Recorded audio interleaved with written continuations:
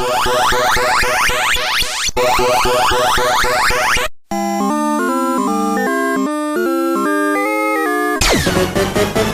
go!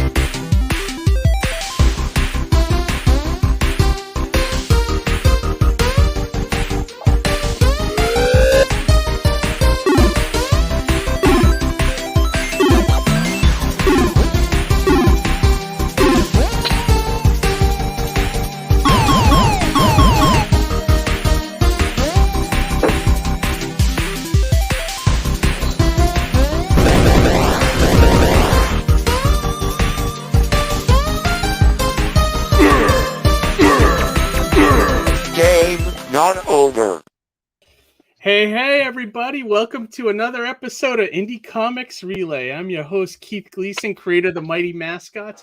With me, as always, Johnny C., creator of Surrounded by Death. What's up, buddy? Haven't talked to you in a few weeks. What's going on? I know. It's been a little bit. How was Christmas for you guys? Oh, it was great, dude. It was very chill, which was nice, for once. It's all, I guess, the one side benefit of COVID. It's like no one wants to get together. Yeah. You get chill holidays where there's not a lot of riffraff rolling through. You don't have to have political arguments with your stubborn uncle or anything, right? Yeah, that's exactly it. 100%. How was your Christmas? It was good. It was chill. I did have relatives over, which was nice. And I didn't get a lot of gifts, but the ones I did get, I was super excited for. So, oh, good. Yeah. Same with us. Like we don't, it's more about the kids in our family nowadays than. Yep. And we get a few gifts here and there, which is nice. Like, right. And it's like as an adult, it's like you're excited for like we got like a new Roomba for like it does like a mop. You're like, thing. ooh, new vacuum. Exactly. You don't get you don't get any fun things. Yeah, the Keith from 1985 is really upset at the Roomba. Actually, he was hoping for a Nintendo. I don't know if I got this one thing that I added to the background that's really cool. Did you see the Pac-Man? Oh, the ghost? The Pac-Man goes, and it changes colors. That is awesome. Amy got that for me. I thought that thing was awesome. Nice. Like, that's going right into the YouTube background, You guys were very generous. You got me two of my favorite things, hot sauce and comics. Yeah, right.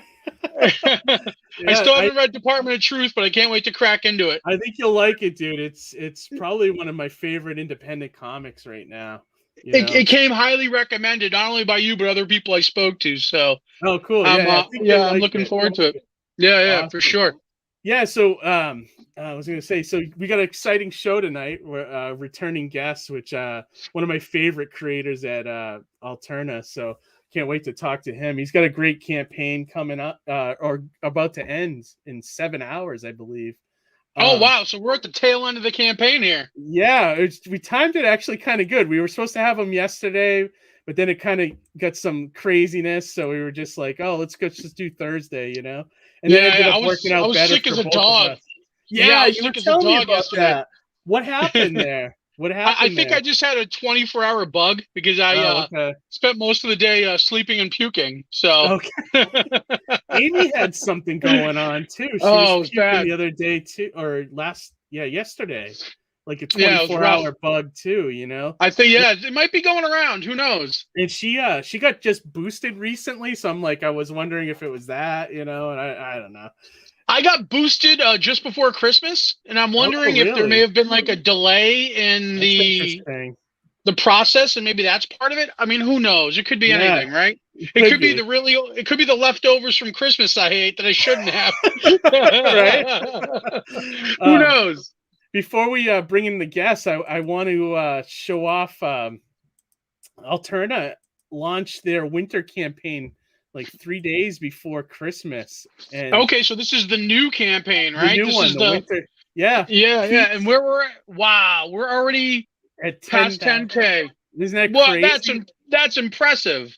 And especially this time of year with the holiday and everything going on, and freaking nuts, Yeah, dude. yeah, it's He's crazy. already see. This is what's awesome about Pete. He's already 70% fulfilling the fall campaign. So he's he's got this on clockwork. Keep that ball, yeah, keep that ball rolling. That's great. Yeah, it's amazing. totally. And the cool thing on this one is both Mighty Mascots 5 and 6 are in this one. Oh, it was nice. supposed to originally be just 5, but then I remember you saying that. Yeah, so then Rad Rose dropped out, so now Pete put in 6 as well. So it's kind of like double Mascots campaign. But I love it. That's awesome, dude. We this it came out on a Wednesday cover. It's by Kenneth Rocafort. It's just like one of the top guys in is that a variant cover, or is that just a cover for this month? It's a cover for this month, which nice. is crazy. I mean, it's cool that Pete was able to get him to do a cover, which is awesome. And look at this, we got Jesse Lundberg's cover too. Finally, look at that. That's pretty cool. Jesse did some covers for me for Surrounded by Death. That's awesome. Yeah, is that awesome? And then that came out really good. We got and plus all the the cards that are exclusive to this campaign. So it's just awesome. I mean, I love that they're doing this. I think it's going to be the future for comics, this kind of stuff, I think this is proving ground, right? And I think when people start to see how well successfully campaign after campaign this does, this is like the model, right? This is the model that will be going forward for a lot of indie companies and creators and publishers and things of that nature. I think this is where it's going to be at, Yeah, definitely. And it's insane. So congrats to all the Alterna creators and Pete for keeping this going. I think he's blazing a path forward for indie comics, Yeah, for sure. Congrats guys on that. That's awesome. Yeah.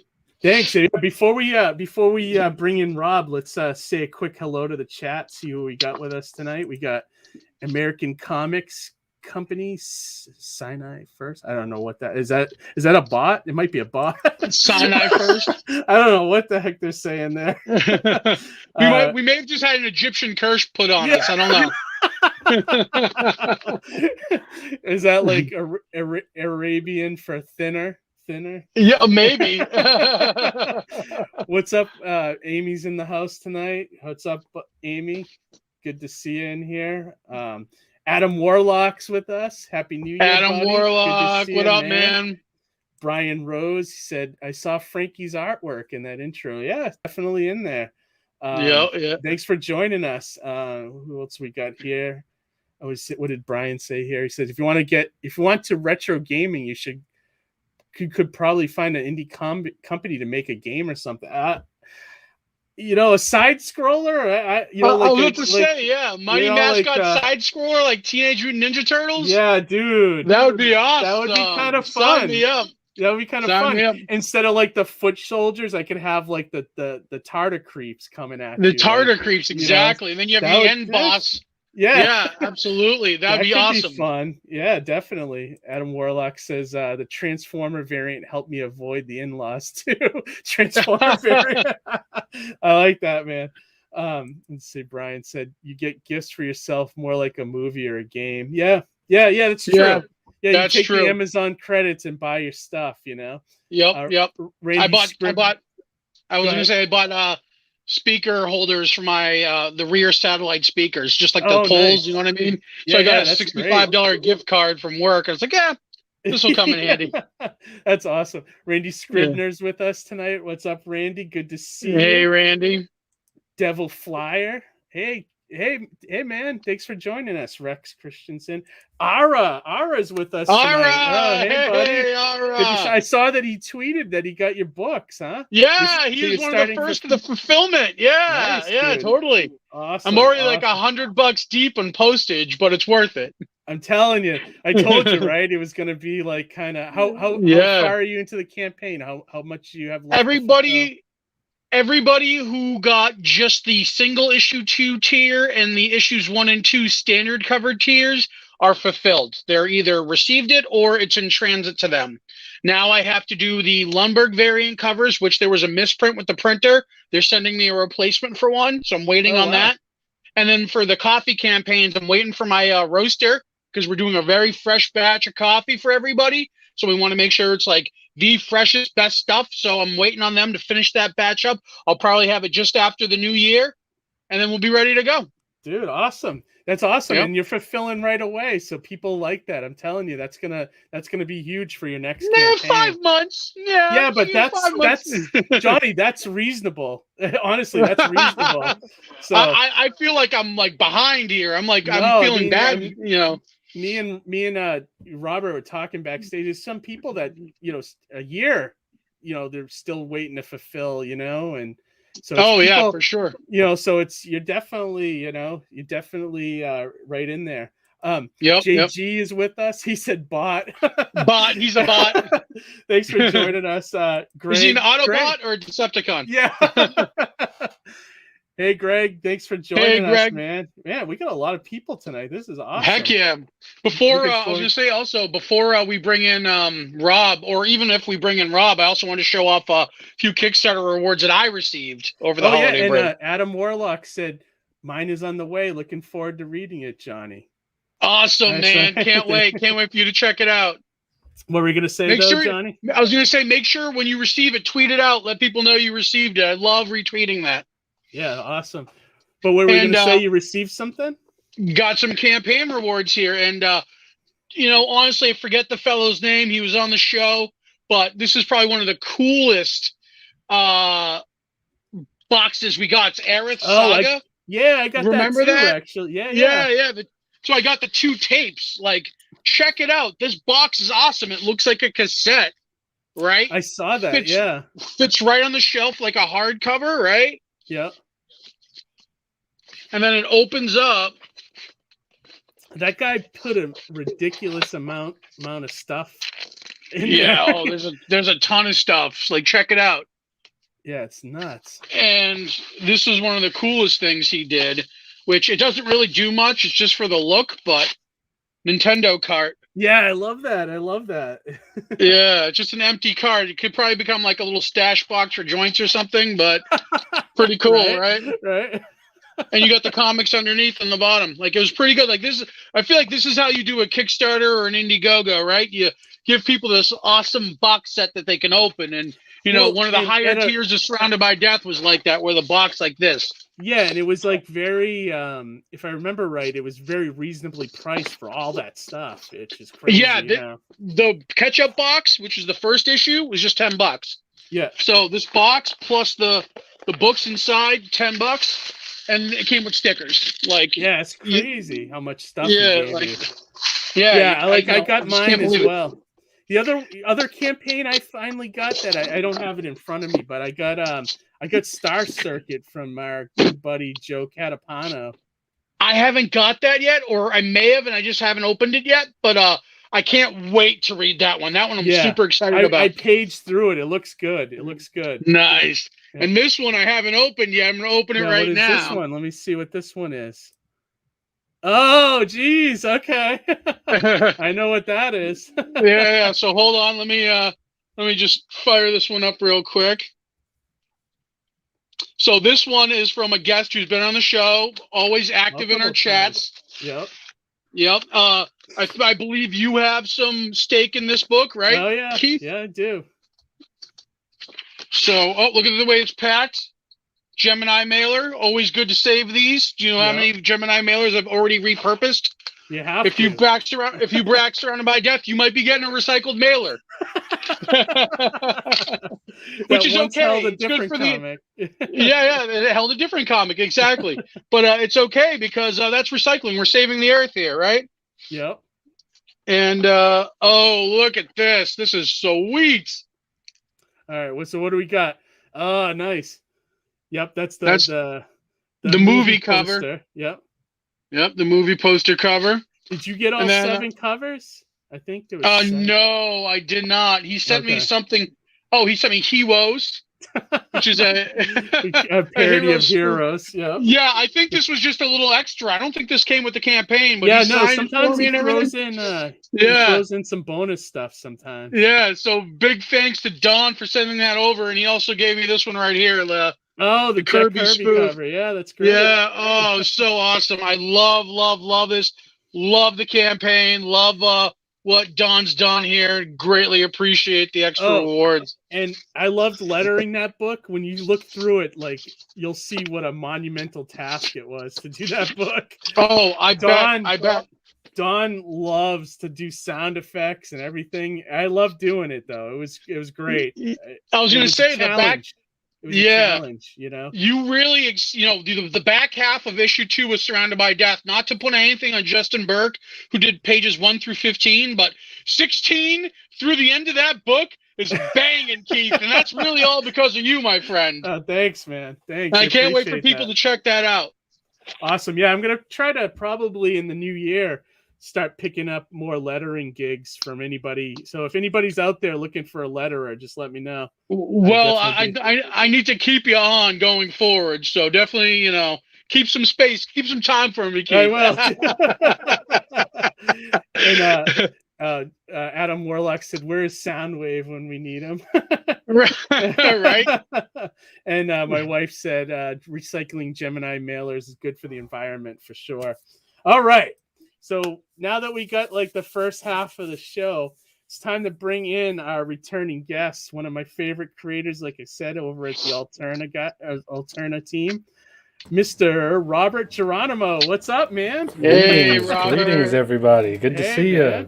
Thanks for coming back onto the show. It's good to see you, man. It's been a long time. Good to have you back for sure. Yeah. Yeah. I mean, I see you on, the Alterna auctions, once a month, but it's like not enough. I don't get to actually talk to you. Really, it's almost like we're kind of like in the service to Pete over there, So. But it's awesome, Rob. You're doing phenomenal with this new campaign for Blood Realm. It's you're killing it, dude. Is this your most successful campaign to date? I was gonna say, yes. I mean, it's you're doing really well on it, dude. Thank you. I mean, and that's a testament to you because you've built this audience with Blood Realm. Thank you, and the readers, man. It's these guys are unbelievable, and gals. They're absolutely incredible, and God, I'm just so honored that we hit this number, and I cannot wait for everyone to read this thing. I'm at that point where I'm just like, damn it, I want everyone to read it now. So, question for you: How far into this new series are you? Like how long till people can expect to get it in their hands? Well, I think we're going to start fulfilling April. I think we said. Wow, that quick, huh? Oh yeah, the book is done. All I'm waiting for is Jeff, because we unlocked with one of the stretch goals Jeff Elkins, who illustrated Wirehead. He's doing a short story. So I'm just waiting on 6 pages from him, and this thing's done. I'm gonna letter color it, and we're ready to go. This thing's done. No kidding. That's awesome, dude. So were you working on this like right along with Wirehead at the same time? Yes, that is partly why I didn't illustrate Wirehead, is because, and I think it worked out for the best, because I was like, if I do this too, I'm gonna have a nervous breakdown. Well, now you're still working a full-time job, right? Yes. Yeah, man. That's hard. It's a lot to juggle, dude. It's very hard to manage all that. But when you can, man, boy, does it feel great. Yeah. Oh, it does. It does. Yeah, Ben, of course. Right away for you, sir. The books already. Yeah, hurry up, Elkins. He's getting those pages to me the end of the weekend. So that's it. And then I'm going to boom, boom, boom, letter, color, and we're ready to go. It's a meaty book. It's an epic sci-fi dark fantasy tale. And it's funny because this was just intended to be a little slice of life in the Blood Realm universe. Oh, really? And it literally just evolved. Like, as I was noodling the idea, it just evolved to this whole other saga. Like this whole other epic. And it's funny how stories can get a life of their own that way, though, right? Oh my God. Oh, it's 100%. crazy like that. Yeah. They kind of transform and develop. Even the stuff with Surrounded by Death that I originally conceived with my co-creator. Like, when we met in San Diego, we were having a chit chat, and he stops for a second, and goes, I don't mind it, but this is completely different from what I originally conceived. And it's like, and that back and forth and collaboration kind of helped evolve the project and grow in it. And, Sure. I don't want to say made it better, but made it different, made it, a little bit more widespread. But it's great to see a project evolve and breathe like that, Oh, it really is. JG said, I'm not sure if you already answered this, but for this campaign, Blood Realm, Wrath of Kings, do you have more backers than Wirehead? I don't think I do, actually. I actually think I have to check. Maybe we could take a peek. Let me look real quick. That'd be interesting. Yeah, I think I'm at 274 backers with. Yes, that's correct. Right, that's correct. This up on my tab.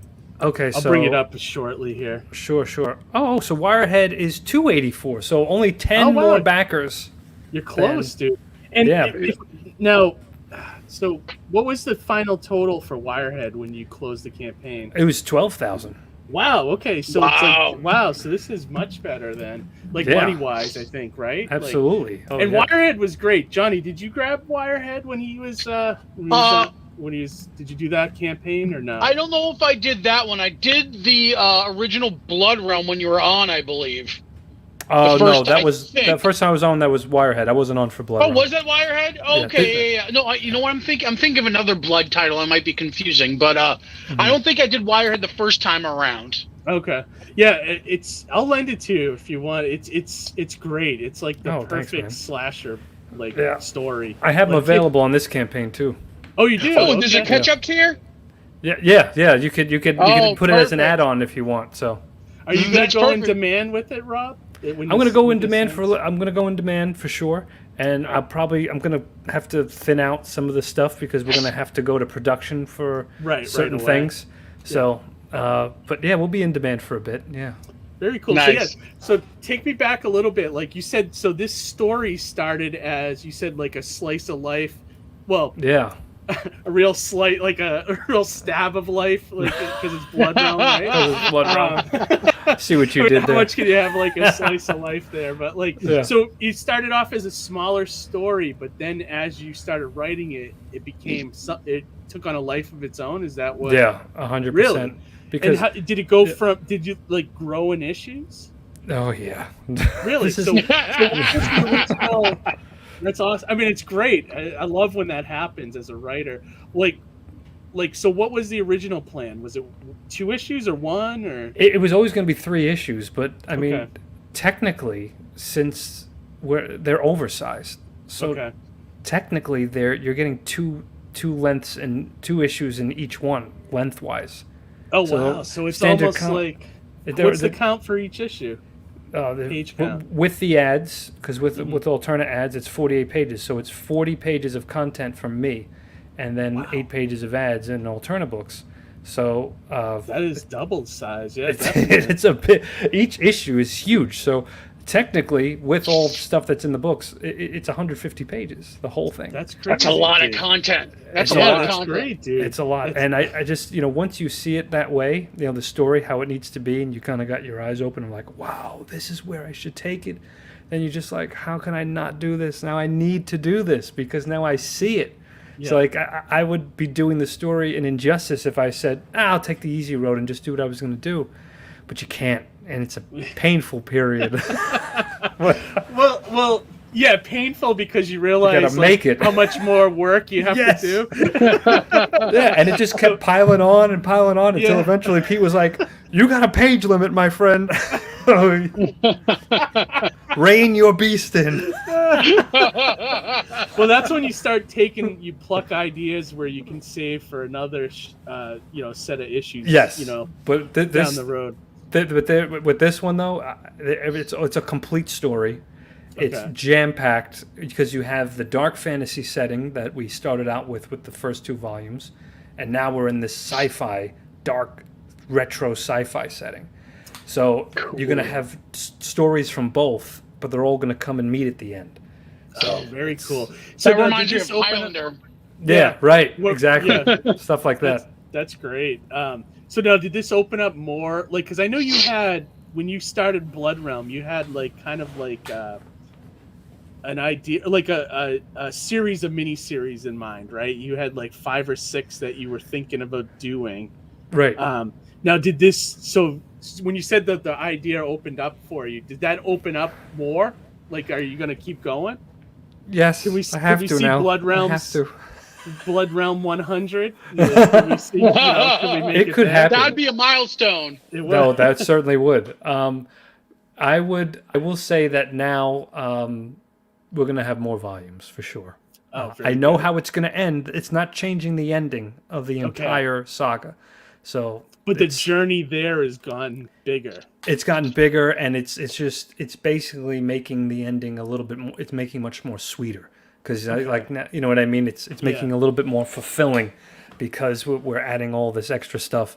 And it's also a cool opportunity to say, hey, you know what? This miniseries, we're just going to go back in time and just tell a bunch of little stories in the universe, So there's a lot of opportunities to just kind of like expand things that we've heard before and whatnot. Yeah, I mean, did you ever read like Bill Willingham's like Fables? Like, I mean, you could do stuff like that. Oh yeah, like, sure. He would take one of those characters and then you would go. He would just like go off on this like 6-issue tangent just on these one character. You could do something totally like that. It's almost a curse. It's almost a curse because it keeps me up at night. Curse. Oh, does it really?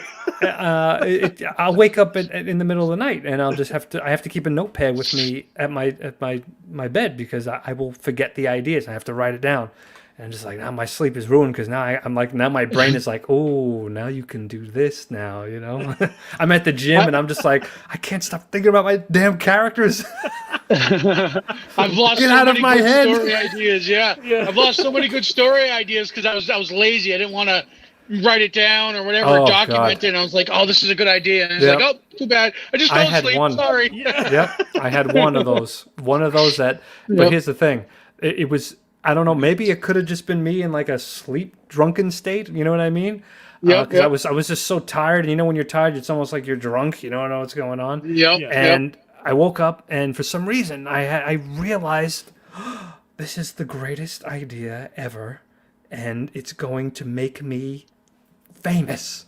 Oh, really? Okay. I will remember this. I don't need to write it down. Woke up that morning and said, oh my God, I forgot. Oh God. It's gone. It's out in the ether. I have to live with this for the rest of my life. And maybe, hopefully it'll make its way through me, subconsciously it'll come out. Yeah, like it'll find its way back to you. And I won't even realize resurface. it. Yes. Exactly. But I mean, I think every writer that's happened to, it has to have, That's why I love the notes section on my iPhone, like with, click that little microphone and just speak right into it.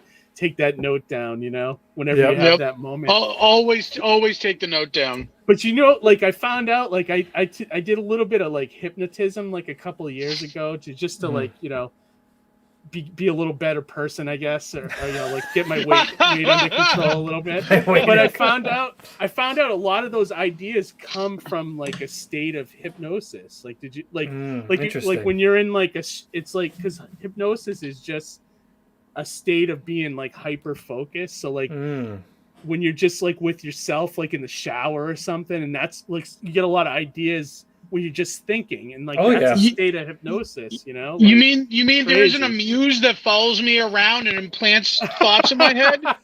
It might be, but not. I have one, but no one else can see her, which is strange. I don't know why. From the secret Blood Realm world, right? Well, speaking of that hypnotic, thing you're talking about, I've mentioned this before on another stream, but someone who was notorious for that was the guy who wrote Charles Dickens, who wrote Christmas Carol. He took countless walks, and the hypnotic, repetitious state of just walking. It cleared his mind, and he was known just to walk just around the block for hours, and just he would have a notepad with him, and even he wouldn't even take it sometimes because it was just to clear it and just piece everything together. So for me, sometimes it's the gym and walks. You know, it's important. Well, and they say like with the hypnosis stuff, like when you're watching a really good movie and you're really into it, and the movie seems to go by like that, it's because you're kind of like in this like state of semi-trance. Semi-trance. Well, you're immersed too. You're immersed in it, and like that's why the movie goes by so quick, like because you're so into it.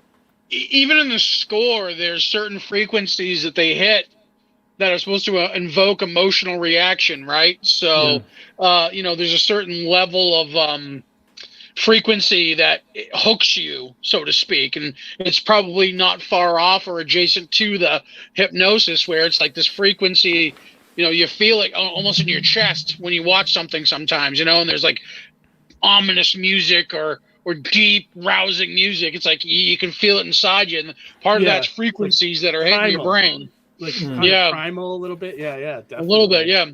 Yeah, it's awesome. And then Brian says, I write down every dream I have. I have had some ideas so vivid and realistic. It's like you experience the story first person. Oh, yeah. That's a good habit. That's a good habit to have. And that is a great skill to be able to do, Yeah.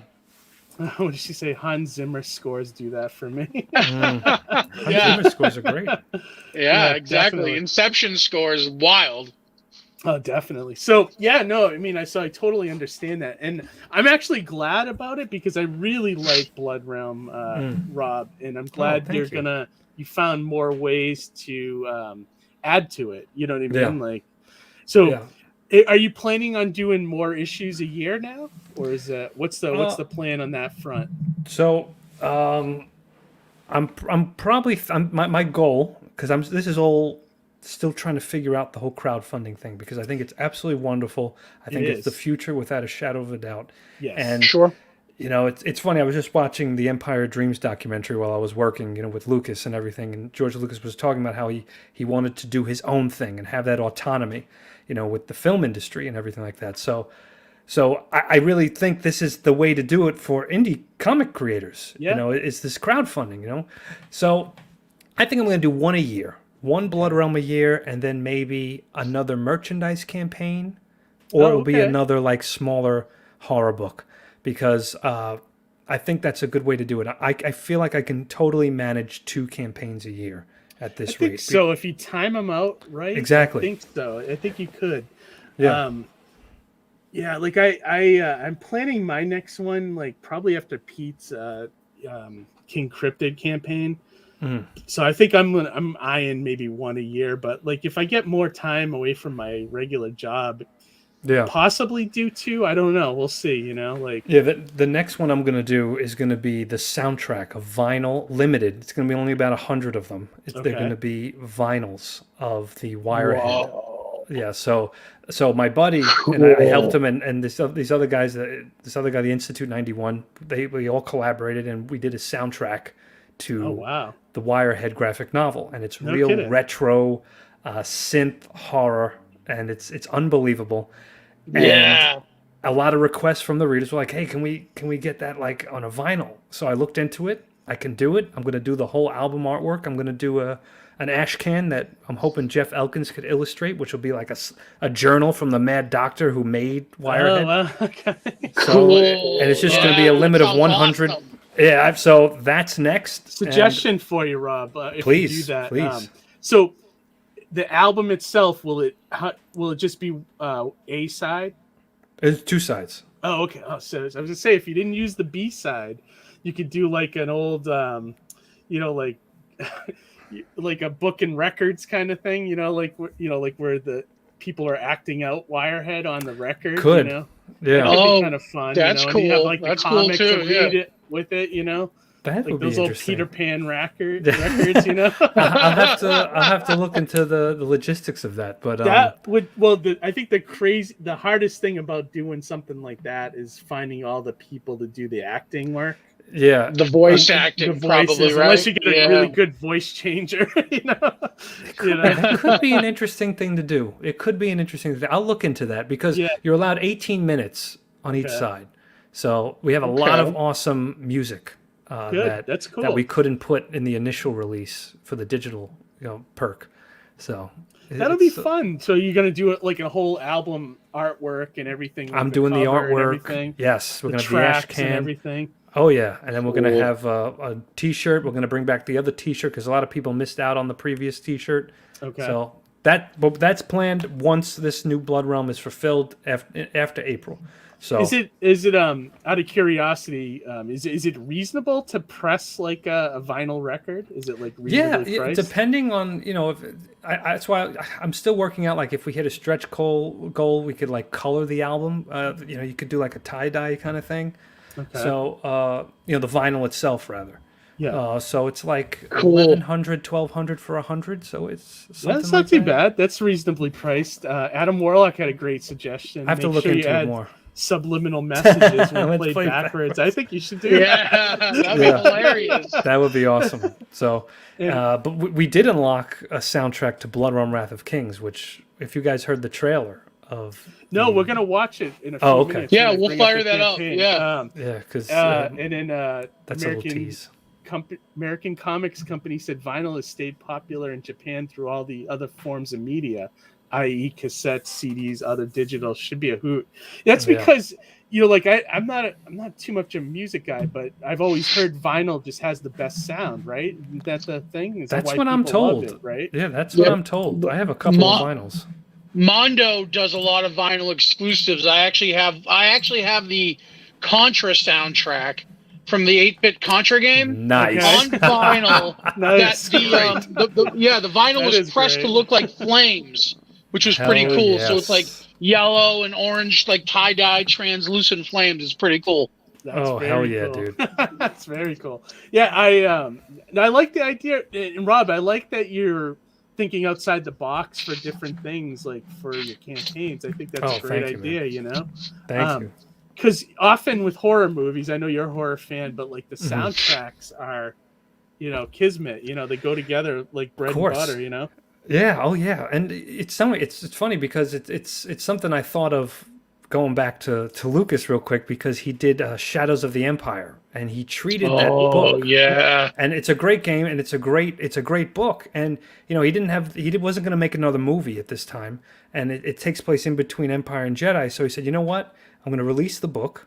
We're going to release the novel. We're going to have a whole toy line, and then we're going to have video games, and I'm going to do a whole epic soundtrack as if it was a film, but we're just not going to have the film. So I was like, it's such a neat idea to do. So here we have the soundtracks to Wired, and we're going to have the soundtrack to Blood Realm Wrath of Kings. That's awesome. Yeah, I love that idea. And Shadows of the Empire has such a solid fan base to this day. Oh yeah, people, I love that book too. People love that series. I believe part of what did that was that it spanned so many media types. Right, it broke out of the realm, like we were just saying. It's it was more than just the comics, more than just the it was the game. Now we need the movie. We finally need the movie for that one. I know. Right? I know. I wouldn't mind that. It's like, oh man, I wish George Lucas would come back to Star Wars so bad. That's done. It's done, man. It's done. I know, it's never gonna happen. After seeing now that we're with the Disney stuff, I'm like, God, I wish George Lucas would come back. Yeah. Raiden Radio said vinyl sounds better, but you need to invest in an expensive setup. Yeah, that's what I read. You need the right speakers for it. So I'm gonna look into that eventually. But he said, I ain't got no time. I ain't got time for that. Yeah, amen, dude. And Fizz Chozo said there was a Shadows of the Empire video. Yeah, I remember that. Oh, it was yeah, a great game. Great. Yeah, 64 it was awesome. and PC. Yep, that's right. Gary said Gary Delabate loves vinyl. Yeah, I know. That's Baba Booey, everybody, from Howard Stern. He's big into vinyl. Nice. But yeah, let's take a look at Rob's campaign, because I wanted to take a quick look at this thing and check out the trailer and everything. Let's fire it up. All right, let's take a look here. So Blood Realm Wrath of Kings. Let's look at the trailer here. All right.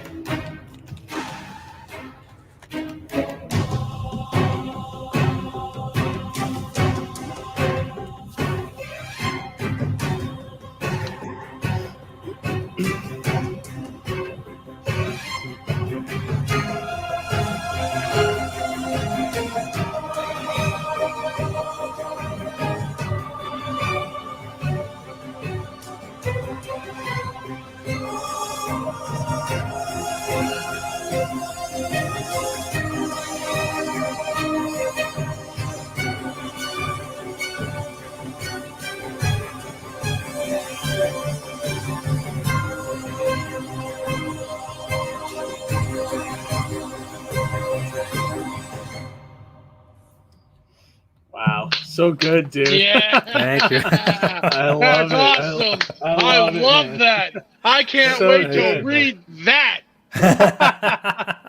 Stuff of John, Nightmares, Rob, nice. which I love. You know, like I love some of the creatures and stuff you come up with. It's thanks, dude. Very great, cool, dude. Thanks, so yeah, man. and so let's take us through the perks. Is like the featured Sure. one is the one you've been pushing on Dark people, Disciple, like, to try right? Yeah, the Dark Disciple. So that's the featured perk. You get all of the other volumes if you missed out. You get 2 prints. You get a blank sketch cover, and you get our first variant issue. So that's like loaded with like all of the that's comics. A lot of stuff for $50. Yeah, so Cool. that's like the catch-up tier, right? Like, right. Know, if you never read Blood Realm, here, get everything. Like, get everything right that's here. That's awesome. Yeah. That's a lot of content too, because that's that's like 4 miniseries basically, right? It's 4 miniseries, and technically, you got some that are about 180 pages. Some of those giants. So it's like you're getting like 400 pages of content. That's a lot of content. Awesome. Yeah, that's a lot of content. Yeah, that's that. So if you haven't read Blood Realm, this is the perk you want to check out. And he's right. You're getting a ton of stuff for your money here, which is awesome. And is there other things that got unlocked with the campaign as well? Like so we unlocked nothing physical because believe it or not, one of the biggest things that people I learned from Wirehead, they like, we don't want any more prints. We don't want any more stuff. Put it toward the book. So instead, I used everything to double size the issues with a guest gallery, and I used stretch goals also to add another short story by Jeff Elkins, who illustrated Wirehead, and did the soundtrack. So I was like, I'd rather do that. Like, if that's what the people want, then give them what they want. That's not a bad idea. Like, that's a great idea. Because you think about it, for every campaign you back, you get, you get the bookmark, you get you never use it. Print. It almost gets to the point, like, because I back so many at this time, I don't know what to do with all this stuff. I started throwing it in like a binder or something, because I just don't know what to do with it all. But yeah, that's not a bad idea. I might consider that for mine as well, just to do more content. I like the idea of a guest gallery. I think that's really cool in the back of the book. Like, I remember, some image books in the '90s had things like that, and Dark Horse. That's a really cool idea. It's cool that you did that, Rob. Oh, thank you, man. Yeah, because everyone did some unbelievable illustrations. Some people sent me fan art and stuff, and I was like, I want people to see this, I got their permission, and we're going to put it in the book, and it's loaded, man. We got a wild guest gallery with some sick illustrations. Oh, very nice. Cool. That's awesome. See that. I think my wife just said somewhere in the chat that she backed this, so I'll be able to get it through her. And then I'll probably buy, when Pete offers this on Alterna, I'll probably buy it again and get the newsprint version. Is this going to be in newsprint? This is going to be the Alterna version. This is the Alterna version? Okay. Yes, yeah. Okay. And then, wow, you're doing a digital perk too. So I'm thinking about doing that for my next campaign too. Digital, yeah. I got a couple of people overseas because the shipping is so crazy now with what's been going on. So, it went up. So a lot of people international was like, hey, you think you can do a digital perk for us? So I said, absolutely. So, hey, look, 8 people, totally fine. Yeah, right. And it's like $8. I mean, that's $40 that you wouldn't have. Yeah, So exactly. Why not? And then here's like the main campaign, $15 for the new series. Yeah, you get the variant issue. Variant cover. It's and awesome, now the variant though is not of these. It's the variant of the issue just before this. So I thought it'd be cool if you get the issue that takes place right before the new series starts. So cool. So good idea. Nice. That's cool. But with the variant cover, that's cool. Yeah, that's a great idea. Wirehead, if you didn't get it, Sketch Card Commission, that's a good one. Yeah, we have it as an add-on too. So is it just sketch cards by you, or that's just that's just a regular sketch card. Nothing else. Whatever they want, whatever. Yeah, of course, anything they want. Nice, that's perfect. That Blood series bundle. Yeah. Oh, I love this. The clock now. Yeah, we had a bundle. We had a cloth map bundle, before we, and now we just have it up. And now it just as an item and also as an add-on. The cloth map is doing very well. So that was the most. I was gonna say that's a great idea, dude. It was the most requested item that the readers wanted. So I was like, I'll look into it, and I found a company that does it, and they're gonna do 11 by 17. Frayed cloth map, and it's gonna look burnt and everything. Awesome. I can't freaking wait. I can't freaking wait, and it's big too, 11 by 17. So it's not like a tiny. So you could frame that and put it on your wall, like in a nice glass case. Yeah, I can't wait to get one. This is gonna be wild. It's gonna be so cool. Yeah, dude, that's cool as hell. That is cool. And sketch cover commission, that's a good one. Yeah, and then we have the art from the variant. Are you just doing the variant art, or are you doing pages for? Are you selling pages? And this one's pages. This is original pages. Okay, great. So they can. Do they get to pick which page they want? Yeah, there's a link when you get further down. Not here, but there's a link in the campaign where they can go pick. Oh, nice! You brought the Sisters of Silence. The statues. Back. That's great. So I brought them back. I saw that when you had those in New York. I think we have one actually. I think Amy. Oh, no bought one way! From you, yeah. Oh wow. And then down here, I love that you did this like the old, like kind of like a Marvel book. Yeah, that's really cool.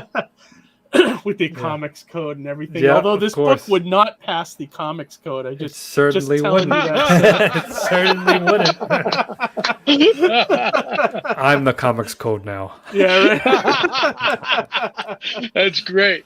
But look at these prints. Oh my god. Yeah. So we got 2 prints. Oh, Nick did some coloring on this. That's awesome. He colored each of the prints, and we have but the prints are drawn by 2 different people, and we have one print from the dark fantasy setting, and we have one print from the futuristic setting. So I'll just say. Oh, I love that one. That one's awesome. Oh yeah. So those futuristic commandos. I love this one. Matthias, awesome. This guy, he did a fantastic job. And Nick with the colors, he's just Nick he kills it with the colors, good. Huh? Yeah, fantastic. And look at this map, dude. That's the close-up of the map. Yeah, map is great. Love it. It's just like out of Lord of the Rings or something. Yes, it looks really is. Good, you know? And Nick colored that as well. Did he really? Yeah. Wow. He's great. Be curious to see how they print. Like how that prints. Oh yeah, I should add this to my background, but I got what. Oh my god! So is this like one of the early ones, Rob? Like, that's the 3-inch one. Yeah, man. Yeah. Oh my god. Yeah, I'll find a place for it up here in the back. Oh, that's awesome. Very cool. Is that 3D printed, Rob? So that's a resin copy of a 3D print, and then cool. They're cold casts, and I kind of paint them a little bit with some rust. So yeah. Cool. We got that. I think from the first year I met you in New York. I think Amy picked that up from you. Yeah. I think. And then I cut the velvet, not velvet, whatever that is on the bottom, so it doesn't scuff up your table. Oh yeah. It's really nice. It's like the stuff you put on like dining room chairs, Yeah, chess pieces and stuff. Yeah, exactly. But yeah, this and now was this you as well, the artwork? So we have artwork by 3 people. I'm doing the big main storyline, and then we have little short stories that are about 10 pages each from 3 different artists. We have Christian Rossi, who is unbelievable. Wow, Christian's doing stuff for you. Yeah, Christian. We have Vince Rush, who's everyone's going to be blown away when you guys see his stuff. The detail is unbelievable. Yeah. And then now Jeff Elkins, and then of course I'm telling the big main saga. So that's cool. So each issue's 3 stories. Is that what you're saying, or is it like? Well, I'll just here's how it works. Okay. You're going to have a dark fantasy short story, then my main saga, and it's going to be like that for every issue, because you're going to those short stories in the past are going to explain something that the commandos are fighting, because they get a distress signal. They're responding to a distress signal of a downed science vessel, a research vessel, and there's this horrifying creature, which what you saw in that print, Johnny, is tearing everyone apart, and now it made its way to a mining facility and is destroying everything. So those group of commandos are going in to investigate. But in order to kill this thing, they need to find out its mysterious origins. So those short stories are going to explain its origins. So we're learning this thing's history as the soldiers are. And so cool. And then it all comes together at the end of what it is, how it became what it is, how we kill it, and all that stuff. And that's very cool. So it spans like generations. You know, it starts in the past in this medieval fantasy, and then it comes to like this high futuristic sci-fi setting. So cool! I can't wait to read it, man. I can't wait either. I can't wait. This is great. So that's cool. We'll get this way before everybody else. Like if they wait for the Alterna stuff, because like yes, you're getting it first before everyone. Because this probably won't go to Alterna till like next year sometime, right? Yep, that's correct. Wow. I think it may be part of the summer bundle. Oh wow! So like, yeah. So, wow. Talk about being ahead of the curve on that, huh? Yeah, definitely. So if you guys, that's cool. This is my favorite right here, Captain Fulcher. That's my favorite. Yeah. Oh, awesome! Love this. Yeah. That's my favorite. Oh, thank you. I appreciate that. That was love it. Yeah, Captain Fulcher. Yeah, these are the main. So there's obviously a lot of other characters, but if you want to talk about where, like, the Wrath of Kings, the whole like main cast, the three main people that this centers around, it's Captain Prince. He becomes Prince Lycurgus, and we see how. We have Korthrax Mithral, who's the next guy, and then we have Captain Fulcher, who I won't reveal who he is and what his tie is to anything kingly, but it gets epic. A lot of destiny involved. This is so cool, man. I love that you built this mythology too over like 3 miniseries, and it's such a cool world to play with. I think it is, and that's the thing too. It's like every time I think of a new story, because like I was like, oh, all right, forget Blood Realm now. I'm just gonna make this other sci-fi story with these commandos, and I was like, why the hell would I do that? How can I fit this in the Blood Realm universe? Yeah, and then like once I started having that mentality, the whole series started to grow. And it's like, wait a minute, no, why would I go off and start a whole new thing? I would take that story and work its way into this. Yeah. So, have you thought about? And this could be something you could crowdfund, and then possibly the fans might be interested in. Have you thought about like curating like a Tales from the Blood Realm and like kind of being like the project coordinator and getting a bunch of creative teams to do their own like an anthology or something? Yeah, in the Blood Realm universe, like have you thought about something like that? I would maybe. I guess I'm so like right now I'm so immersed in it that I would have to write them all. But like if I could get other artists one day, you know what I mean? But the cost of artists, the cost of doing something like that's crazy. Hard. Yeah, it's expensive. I would love to do something like that eventually, but it's like it's. No, I respect that if you have, excuse me, specific ideas that you want to do in the Blood Realm universe, where it's like what I'm thinking of more is like when Neil Gaiman turned over like Sandman to like they had that title called The Dreaming, where different creative teams kind of came in and did like their own stories using the Sandman characters and the side characters and stuff. I was thinking something like that. I would say I would have to be so busy. You would have to be like super involved in it, like make sure that, like all the rules are followed of the univerce and everything. Like that. It's kind of hard to lease out your baby to people. You know what I mean? It's tough. Yeah. I get that because I look at it from my point of view when I do that with Mascots, and I'm like, so I don't know. with Surrounded by Death, technically I didn't write issue 3. I actually lent out the scripting duties, the story duties to somebody else. I mean, I developed the story and I ended up editing it and reformatting it for comics in the end, but I gave the opportunity to write it to somebody else to let them kind of have a credit and to be involved with the book and have some stake in it. And that was a little tough too, because I was like, can I trust somebody else with this work? And sure enough, they hit it out of the park. So we're under production now and things are going smoothly. Oh, that's great. That's awesome. Now, let's see if we moved the needle at all. I don't know if we have. Oh yeah, a little bit. We did. Oh, a little bit. I know. I got one from Johnny over there. Thank you. Bro. Yeah, for sure, man. In the back end, it looks too cool that I couldn't pass it up. And I missed you the last time around, so I wasn't gonna do it this time. That's for sure. I appreciate you, brother. I appreciate it. Yeah, absolutely. Thank you. I bet by the end of the night you'll be over 16. If you stream on your own channel tonight too. Oh my God, that would be incredible. For sure. Are you still? How's the draw streams going on your channel, Rob? Like draw streams are great. more people doing that? Like, yeah. But I'm gonna have to take a break. We had our last, I call it a season finale. Okay. We had our season finale last night because it was the night before, Tuesday. Yeah, because I have so many commissions now because of this campaign that. You gotta catch up a little bit. I gotta I gotta catch up on this stuff. So I think why not do the commissions as the draw streamer? No, exactly. That's what I'm gonna do. It's just, but it'll be easier for me not to do it at a set time every Tuesday. Sometimes I want to do it in the afternoon. Gotcha. You know, I don't want to be stuck to like, all right, I only draw at this time. Sometimes I want to get this stuff done. You know, so I'll do afternoon streams. Break it up a little bit. Yeah, why not? Even if it's just you, or you can get anybody that's around to join in. So Ben said it ended on a cliffhanger. It certainly did. It was a gripping season finale on Geronimo Draws Live. It was gripping. You're like gripping the pen so hard, Yeah, we don't know who's going to make it.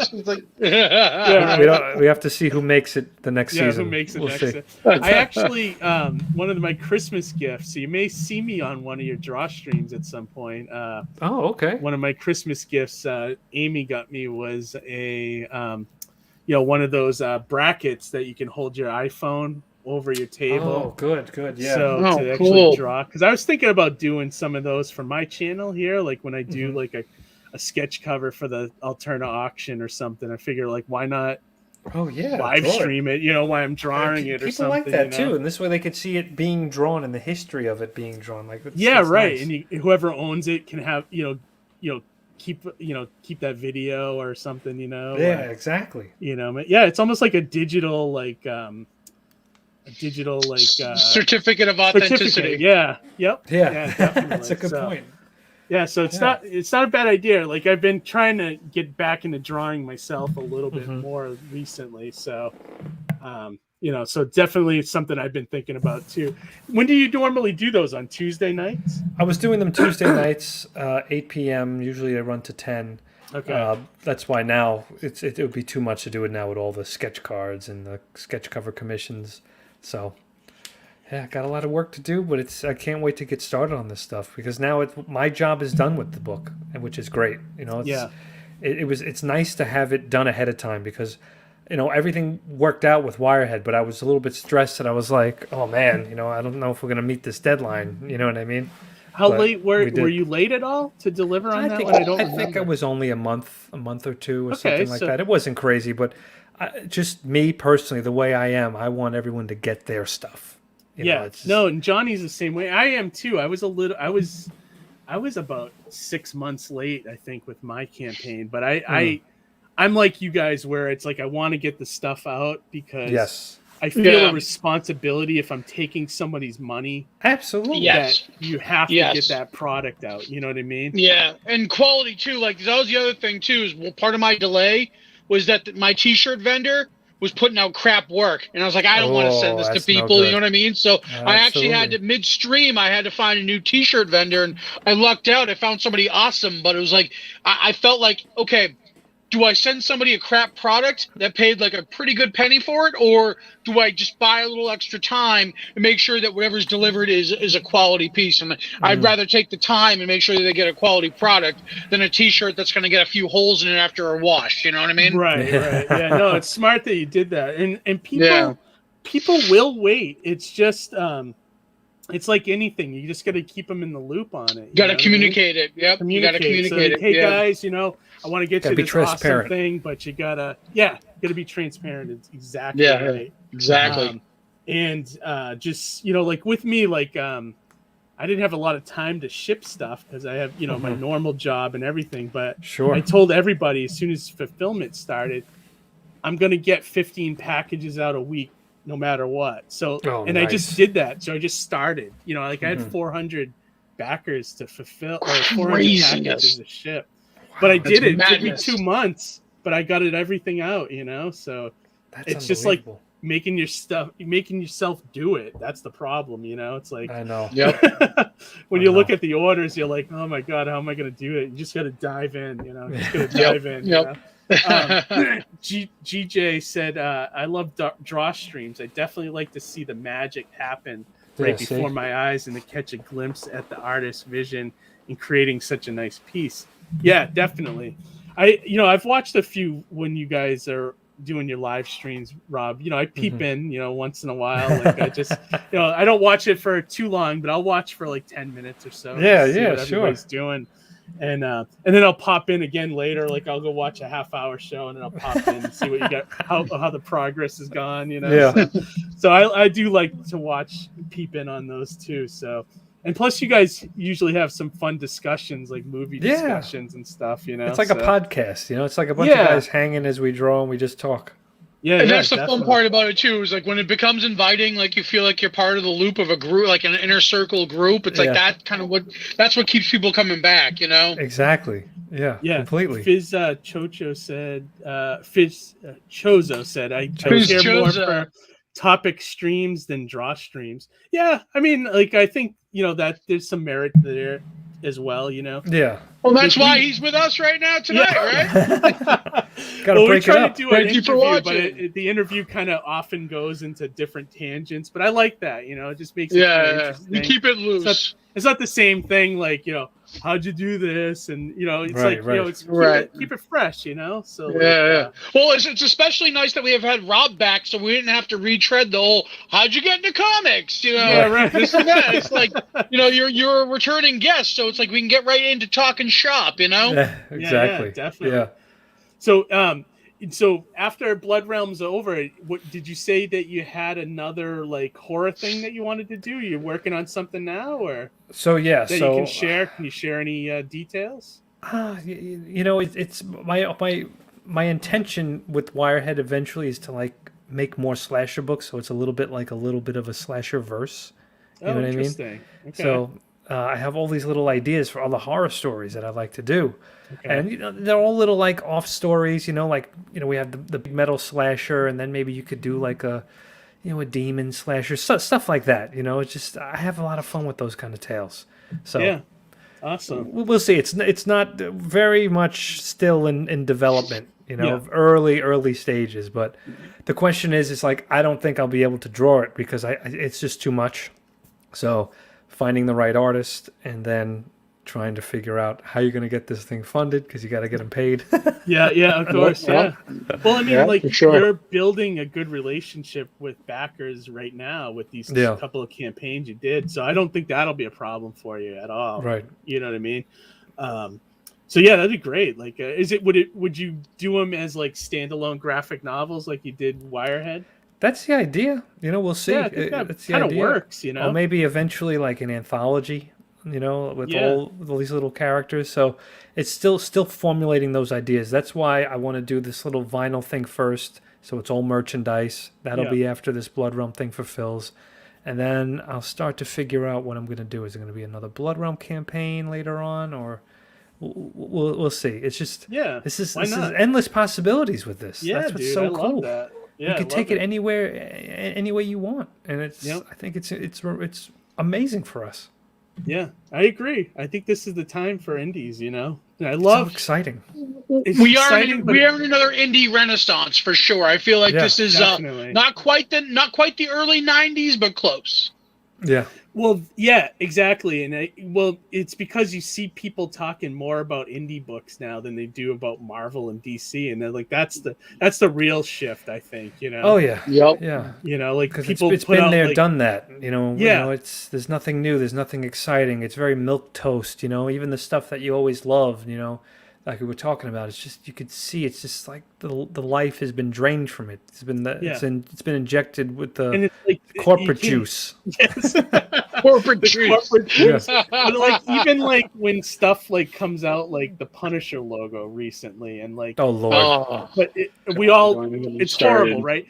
But the power of something like that is just like drained. It's like I don't care. Like it's like.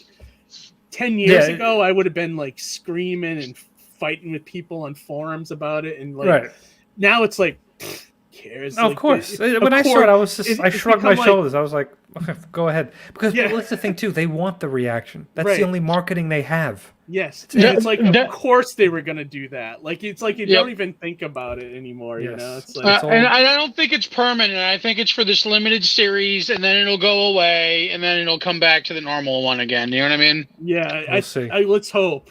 But no one cares. No one's gonna read it anyways, even if it comes back. You know, it's like I think that's all done. You know, like and Brian said the new logo is just unimpressive and just meh. Yeah, no, it is. It looked like a Boba Fett logo. You know, Boba Fett's logo. That's what I'm saying. It looks always it looked like that, or something. Yeah, it looks a lot like that actually. Oh my lord! Right. But like I'm saying, like it didn't have the power on me at like stuff in the past. It's probably because we've been like hit with that stuff like every week. We're numb Marvel to it now. DC. We're numb. You can only get desensitized. Exactly. Yeah, you're desensitized to it totally, and then at that point it just becomes like It's like the superhero movies. It's like you get to a certain point where it's like they don't have that shine that they used to, is because we have a million of them, right? Oh yeah, I'm so done. Yeah, right. So just like done. There's so much. I am just going back to like 80s, 90s movies. You know, it's just that's all. I'm going back to stuff I always wanted to watch or I missed out on. You know, because maybe I was too young, or maybe it was like I never got around to it, and I just have a newfound appreciation for so much of this stuff from the past, and it's just they feel so fresh. They feel like there's creative voice involved, you know, and the creative vision. Like you could just see it. And it's like, that's the stuff. You could start watching 80s slashers right now, and you'll still have them like 10 years from now. There's so many of them, you know? Oh, it's unbelievable. Yeah, it's crazy how much horror stuff I feel like there's a certain magic that was lost over time, right? That like it's hard to recapture. Like you can't make something like American Werewolf in London today where it's as genuine and as inspiring in terms of the effects and the way the actors were today. It's like today CGI just kind of like, you know, it does some amazing things, not trying to downplay it, but also like it fucks shit up too, right? Like it just makes things feel disingenuous. Oh, you know? We got the chat at Twitter here with GJ said new logo, in my opinion, doesn't look anything resembling the Punisher at all. If I didn't know about the Punisher, I would have thought Marvel was introducing a new character. Yeah, definitely. Yeah, definitely. Probably. Yeah, definitely. It was like a new ninja character, you know? Yeah. Brian said more interested that John Bernthal wants to reprise Punisher for the MCU. Yes, but please. I don't think the MCU would make. I don't think they would make that mistake to do like a crappy logo like that. You know, they better not. Keep it traditional. Do you think they would, Rob? I just feel like they're just gonna ruin everything. I think that's Disney ruining them. You know, like I think that's but yeah, we'll see. I mean, that one would be, you know, like we'll see what they do. You know, they're kind of leaning into the woke stuff, so I just don't know. You know, but Fizchozo said superhero movies nowadays are intentionally designed by Disney to be interchangeable. That is true. Yep. Although, you know, I was pleasantly surprised by Hawkeye. I thought that was a little bit more edgier than what I expected it to be, which I thought was kind of cool. Yeah, I will give them bonus points on that. Like I was expecting to hate Kate Bishop, but she was okay in it. You know, like I thought she was going to be instantly better than Hawkeye right out of the gate. You know, like I was expecting that, and she wasn't. So I was like, that was cool, you know. I love that it had flavors of the Netflix series. It wasn't as hard-edged as the Netflix stuff, but like it was almost adjacent. Like, you know, there was some a little bit of like action that was like, you know, a little bit darker and a little bit more violent that you wouldn't normally see on Disney Plus, and I thought that was pretty cool that they went there. Yeah, definitely. Amy said a lot of the Marvel and DC books seem to be all about people standing around and talking, very little action, very little story. That's 100% true. That works for Walking Dead. That doesn't work for superheroes. WJ said, I've gone all the way back to the 50s, 60s Western films, noir, samurai cinema. Nice. Yeah, that's the best. And WJ, thanks for joining us too. Yeah, thanks for checking us out. Yeah, I agree with you 100%. WJ, go to YouTube, search Sartana. You won't be disappointed. There you go. Yeah, Johnny's comic based off of Italian giallo Western, Spaghetti right? Westerns. Spaghetti Western from back in the day, yeah. Brian Rose said, I feel like they would put Castle in a movie with Deadpool for R-rated. That would be cool. I don't know if they'll do it, but that would be cool. Harry said, I feel that Norman Reedus could be the new Ghost Rider, though. Yeah, isn't there something going around about that? I feel that. I can feel that, I think. Man, the chat's crazy tonight. There's a lot of people commenting. A lot of it is copyright branding from corporates for them to make money from licensing from things that are going into public domain and sharing with creators. Seems about right to their mentality. I mean, yeah, definitely. Yeah. That's why they brand things, change things every few years. Today I learned that War of the Worlds is in public domain. Oh, yeah? Okay. Yeah, it's pretty cool. I was thinking, what would I tell in the War of the Worlds? Like, what would I, what can I tell? How can I retell that story better than it's already been told? It's like, it's really hard to. It's hard, right? I wouldn't even touch that stuff. Yeah. Yeah, exactly. She was growing into her role, becoming Hawkeye's student, really fit. I was most excited to see Kingpin in that. He was perfect. Yeah, no, perfect villain for Hawkeye too. Somebody in like that level, street level, so to speak. Yeah. Yep. Oh, look, WJ, seen it, bro. Yeah. Oh, so fucking good. I love it. I love westerns. I've been delving into those myself. Yeah, westerns are great, man. Westerns are love where it's at.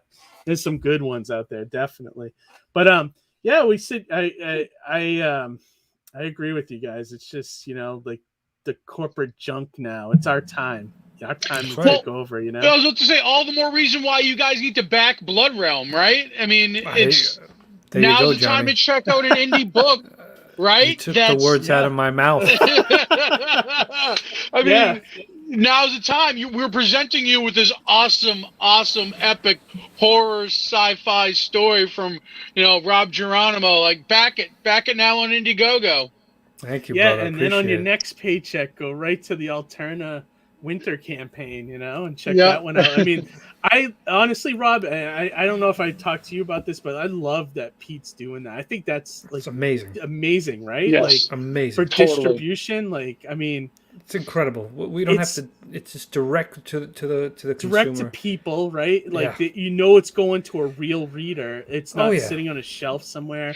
It's so awesome. He's so ahead of the curve. He knows marketing. He knows how to connect to readers. He knows this industry so damn well. Because, think about it.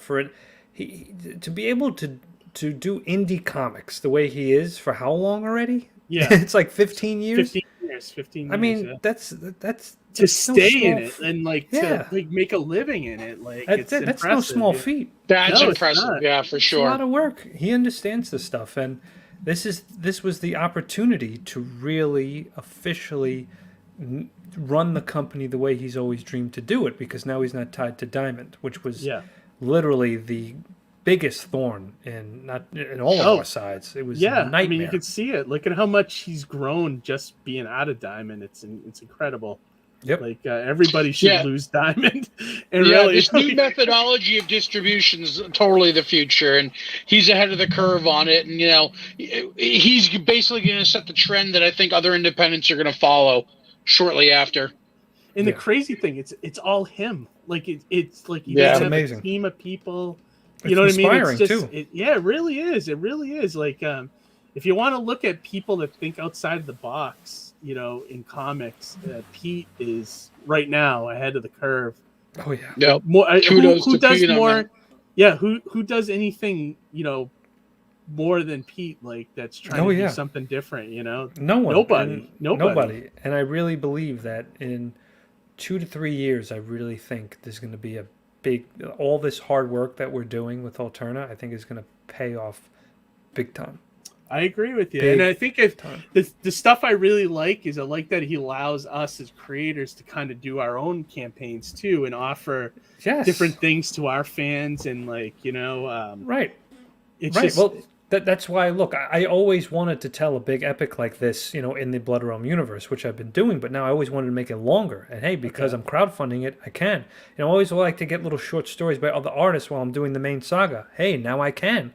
It's because of the crowdfunding, because otherwise that'd be a big financial thing to take care of. You know what I mean? No, like you have to. So even the Johnny's merchandise. jumping in. Yeah, definitely, Johnny. You're jumping into crowdfunding. I mean, I'm telling you, like this is the way forward. I mean, so I think Rob's got a good approach where 2 campaigns a year, and I think I'm gonna follow that a little bit. I'm gonna keep one on Kickstarter and one on Indiegogo, and try to do 2 a year, just to keep it going. Yeah, I'd love. As long as you don't burn yourself out, that's how I feel. That's the thing. As long as I don't burn myself out.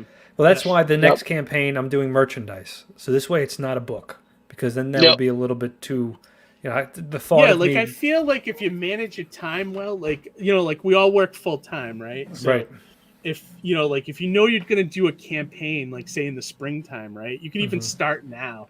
You could just build one of the perks, get all the descriptions ready, get the pictures, put it to the side. Next weekend, do the next perk. You could do little things like that if you manage your time well. You can write the story in between. You can do videos on YouTube. As long as you think ahead, and plan. Planning is the thing. Plan. Oh yeah. Don't wait to the last minute like it was a homework assignment in college or high school. Yeah. And not. That's the way to do it. If you plan ahead.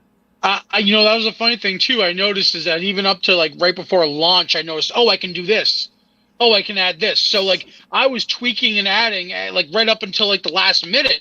Just because there's things I overlooked, especially being a first-time person doing a campaign, like, always give yourself enough leeway. That's really what it comes down to, because you never know when you might want to add more, or you see somebody else goes, that's really cool, I want to add that.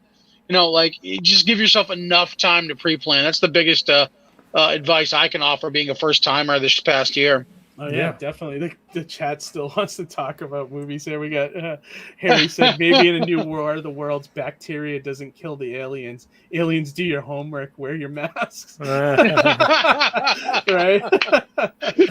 Brian said public domain is indeed a great direction to find ideas. I was looking into a certain book series and connect a public domain character into story I've yet to publish. Yeah, definitely. I mean, that's a great way to do that.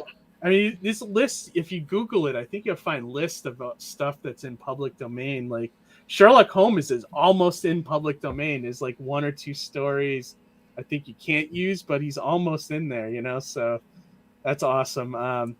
Amy said, I love robots. I love dragons. Boom. Blood Realm. Yes. What more could you want? She knows what's up. Amy knows what's up. Then can I find you all on Instagram? Yeah, I believe Amy shared all our links in the chat. She's got the links up there, yeah. For Geronimo, me, and Johnny is in the chat. Yep. And then Harry said, it's like simple water kills the aliens and signs. Lame. although I honestly, I kind of like signs. That part I think is lame. But the tension and the suspense of signs is really good, I think. Yeah. Hated it. I haven't seen it. Did you hate it? I actually liked Old a lot. Did you guys see Old yet? I didn't see Old yet. No, not yet. I got to see that. You got to see it. I think it's one of his best films. It's equally horrifying and depressing at the same time because of the old age stuff. But it was a great movie, man. I loved it. Totally. I'll have to check it out. Yeah, I recommend it. It's on my list alongside Malignant. Everybody's telling me to watch Malignant, and I haven't seen it yet. I liked Old better, actually. I thought Old was better. Yeah. Malignant kind of missed the mark for me a little bit. Did you see that one, Rob? Why we're talking Malignant. horror? Was that the one with the one with the face behind the head? Yes. Yes, I did see that. What'd you think of that? I thought it kind of missed the mark of what it was going for.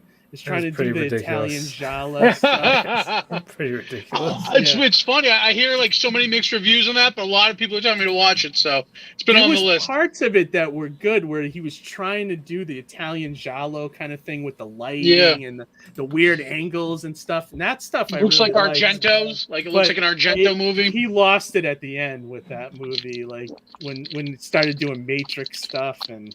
It was just a little too much for me. Yeah. But, it's probably worth a watch for you, Johnny. I'd like to hear what your thoughts are on it, Yeah. My wife shared the campaign, so if you guys check out Blood Realm. Awesome. Back it now. is crowdfunding a means of advertisement to build up a fan base with people you want to buy your work? Yeah, definitely. Yes. I would say, right? 100%. Wouldn't you guys say? Like, because 100%. like even like let's take you for instance, Rob. Wirehead did, you said, about 12K, right? Yes. And now this one's done 15. So you're making more. You've built your fan base up a little more since the last campaign too. Oh yeah, because I feel like I knew Wirehead rather was going to be the one that would kind of have me get the trust of the readers, because like you got to prove yourself with campaign. So I proved myself that, hey, I delivered a product that was quality and on time. Yeah, and that's the key. And that's the key. It was no BS. I got you all your stuff, and I delivered it in good condition, because I'm super anal about packaging that stuff. Yeah. So I package it like it's going to the moon, man. Yeah. Like just in case. Great. So yeah, we've gotten some packages from you, and they're hard to open. And there's a lot of tape. There's fucking like security locks and shit. A lot of tape. But no, I get that, man. dude. I love that. It's awesome. So they know they're getting that, and now they're coming with this one because they believe, and I'm grateful, and I'll never betray that trust ever. That I can deliver again, and that's something I'm hoping to just build and build and build, and get more people to know. Hey, this guy can deliver, and he tells quality stories. And you got a good work ethic. I mean, you're constantly drawing. Thank you. Like I never see you go like months or weeks without like doing something. You know what I mean? So yeah, like I know you can still do it. So yeah, what'd you say? I just can't sit still. I have to. Yeah, exactly. It's like that's a good quality to have. You live in some and ways. breathe this stuff. You know what I mean? I'm the same way. Every weekend, I'm like, what can I do for my comic or my YouTube channel or something? Always, it's like you're always thinking like that way. So I would love to just try and get Blood Rum into other media one day. Yeah, definitely. Well, it'll come, man. If this grows and Pete grows us to a certain level, it'll come. Yeah. American Comics says Malin Militia has a view on that. It's solid. I don't know if I've heard that. I know who John Malin is, but I haven't heard what his stuff is. Mm-hmm. Brian, well, the character I have in mind is connected to Holmes, surprisingly, but legally he could not be at the time of the book's publishing. Mm. Oh, okay. Yeah, I mean, and yeah, that's a problem with the public domain. You got to make sure it's all public domain. I think they can still hit you on. Oh boy, can't they? Can't they sue you if you use something or whoever the rights holder is? I don't want to give any advice because I don't know anything about this. I know there's certain so for example, like if you, and again, I'm not illegal, don't have any legal knowledge, but I believe if like you do something that is so Sherlock Holmes, for the most part, public domain. You can tell a Sherlock Holmes story. You can make it your own. If you were to take, say, the Warner Brothers Sherlock Holmes and, build upon that, you couldn't do that because you're using their iteration of it. Right, exactly. That's why, all these companies were doing Sherlock Holmes. You have the BBC one, you have the Warner Brothers one that you just mentioned, and then wasn't there one with Lucy Liu at one point too, where she was Sherlock or something? Okay. Elementary, yeah. Elementary, yeah. It was a TV show, yeah. Amy said Malignant was hilarious. I meant in the original publishing back in 1988. I forgot to type that part. Oh, okay. So wait, what was his question then? It was, well, the character in mind is connected to Holmes, surprisingly, but legally could not be at the time of the book's publishing. Back in. Oh, okay. I see what you're saying. I don't know. I don't know about that. And then he said, I think Fu Manchu is in public domain. Yeah, probably. There's a bunch that you'd be surprised on that are in there, because I was going to do one of the ideas for a book I had was a time traveling book surrounded by I did a couple issues of it. It was like the time traveler from H.G. Wells' Time Machine is public domain. Oh, sure, yeah. So I had come up with this story about his son basically going through time and teaming up with like other public domain characters. So I was kind of doing something like that, which was kind of fun. It was totally just going to be everything public domain. Like there's nothing original. It was just all like different versions of that, kind of like a League of Extraordinary Gentlemen or something like that. Gotcha. But I only did a couple issues of it, but it was kind of fun, trying to write those characters and find those voices, in your own take on it, Yeah. So we'll take a few more comments and then start wrapping up because we've been in here for 90 minutes. Which is crazy. Flew by. It did. We were hypnotized. He's looking to have the book done before launch and go to Pressman over basically be ahead of it and enjoy the product and its production also with the fans and backers. It's pretty solid. Oh, that's cool. Yeah, definitely. If you ever get it out, let us know about it, Come on the show. Yeah, definitely. Hi, I don't know if this has been asked yet, but why isn't Alternative Press listed in previews? Oh, okay. Well, we kind of talked about it. So Pete left because of... well, he's not with Diamond, so that's why. Just because if you're in Diamond, you get in previews. Right, that's what it is. Diamond and previews are the same thing. Yep. But yeah, Pete just... they were hitting him with all kinds of weird fees. But they're taking too much of a cut from our books. It was too much for a cut for the books. They would, stores would sell out of number ones and he would try to get more number ones to the store and they would just never fulfill the order. That's all like lost income, it was just, and then Pete at the same time this was happening was selling directly to readers and eventually the direct readership was making more money than going through Diamond. So it just made sense to walk away and go full on direct to readers. That's why he's doing everything on Indiegogo now. So yeah, and I think it's amazing. It's and didn't he say, Rob? Correct me if I'm wrong. He was getting purchase orders for like $5,000 from month to month. Wow, and then, really? Yeah, that's what he was saying. And then, wait, we're talking from Diamond, you mean? Yes, from Diamond. So every month he was getting a purchase order from them for about $5,000. And then you look at that fall campaign, which went over $30,000, and break that into 3 months. That's double. You know what I mean? Yeah. It might even be triple the amount he was getting from Diamond. Yeah. Well, no, double. And that money goes right back to you guys. It's not like you have to pay fees or jump through hoops or anything like that. It goes right back to the indie creators and to Alterna, and that's a really great process there. You guys cut out this middleman that really is. What are they there for, right? When you can go direct. Right. Yeah. Well, the other thing we were saying, me and Rob were saying, is like all the people that are backing this campaigns are real people. Like it's going to somebody's.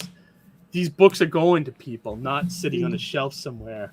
You know? Yep. Exactly. Yep. So, and that's it was cool to be in Diamond. It's cool to get into shops, but it's even cooler if someone's reading the books. You know what I mean? For sure. It's way cooler. Yeah, definitely. And there's also it's a greater. Oh, go ahead. No, what were you going to say? I'm sorry. There's also a greater relationship that you create with your readers because now it's personally mailed and it's directly to them. You know what I mean? It's not like you're sending it to a third party who's going to handle it and do all that stuff. It feels more personal.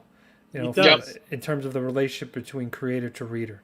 And and then we have streams like this where we talk about it and talk to the audience and they get to know us. They can watch you draw on your draw stream, Sure. It's just all these little things that kind of connect them to us. And I don't know if it makes them like the books better, but like maybe they because they like us, they'll try the books, so it's a couple different things, going on there.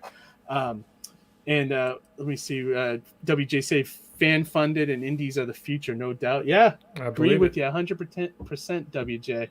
And thanks for joining us, man. New person, thanks for coming on. See new people in the chat, But yeah, Rob, you were going to say something. We'll start to wrap up now because we've been going 90 minutes and, we usually like to keep it about an hour.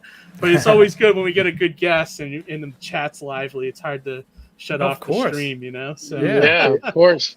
But what were you going to say? You had some closing thoughts that you wanted to say before we started to close it out?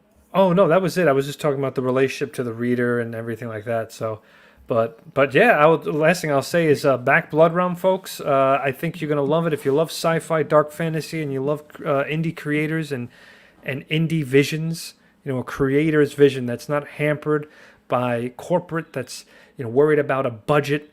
Oh well, you can't put this in there because you have X amount of dollars. You know what I mean? No. Yeah. Right. This is comics in its purest form, in my opinion, because I'm taking it where we go to dark fantasy medieval setting to sci-fi, because why the hell not, right? Because anything can happen in comics. It's your creation, dude. Exactly. You can do anything you want with it. And Fuck it takes. I love it.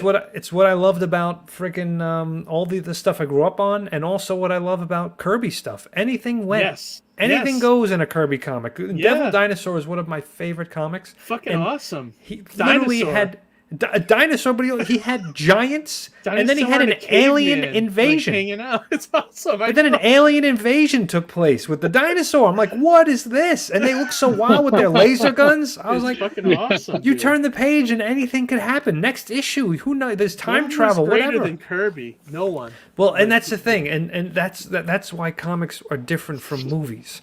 Movies have a budget. Movies need to stay within a certain means. Comics don't have to do that, and that's why people love comics. And obviously, that's something that's sorely missing today, but it's alive and well in what we're doing.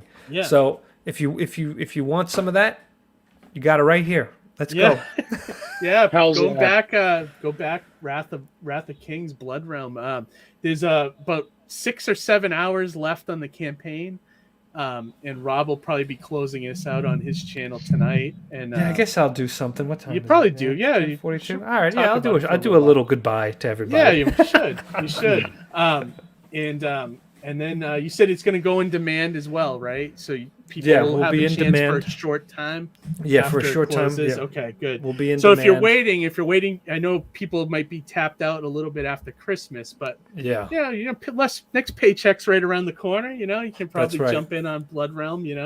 At least check it out. Hey, if you're on a budget, get the digital version. At least you're supporting Rob, and you get to read the whole series. Yeah, and you could. But here's the thing too: you can get Wrath of Kings, just the set, $15. $15. That's nothing. That's a bargain. And for the amount of pages you're getting, I mean, right, with the variant that comes with the issue that takes place before this, so you're getting a lot of content. Yeah, that's a bargain. It's awesome. And I actually should probably, as people are still chatting away here, let me look at the chat real quick before we close things out. Sure. Ben Soto said, back Blood Realm, Wrath of Kings. Yeah, definitely. Definitely. Yep. Brian says, I got to look more into this when my life has got some balance again. Yeah, I got you, man. we all when the are time there. Is right. Yeah, you know when the time's right for yourself, my man.